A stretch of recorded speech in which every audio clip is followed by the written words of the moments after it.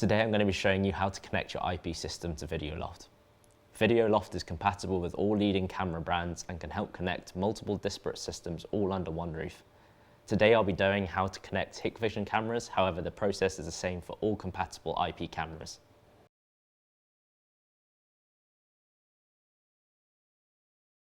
In its simplest form, Videoloft records all of the footage to the cloud adapter, but connects all of your cameras to the cloud, allowing you to view all of your cameras from multiple locations from anywhere in the world from Videoloft's web-based video management system or mobile app.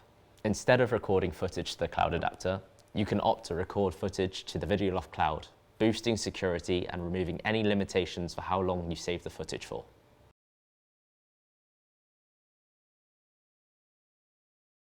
All you need is Videoloft Cloud Adapter. The Mini supports 8 or 16 cameras and the rack-mounted Enterprise supports 32 or 64.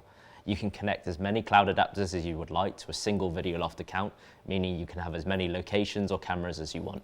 Just connect the cloud adapter to the same local network as your CCTV system, and the rest of the installation can literally be done from anywhere else in the world in just a couple of minutes.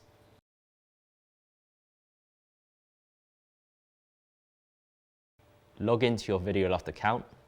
If you haven't got any cameras connected, you'll see this screen. So just click Install Cameras. Enter your cloud adapter's cloud ID to connect it to your account. Next, Videoloft will discover all compatible cameras and recorders which are connected to the same local network as the cloud adapter. You just need to select the cameras you want to install and enter their usernames and passwords. In this example, we've shown a Hikvision camera, but the process is the same for all compatible camera brands, and you can install as many cameras as you need at once. Just click Install, wait about a minute for the installation process to complete. You can view your camera live feeds and recorded video from the Videoloft web video management system or mobile app.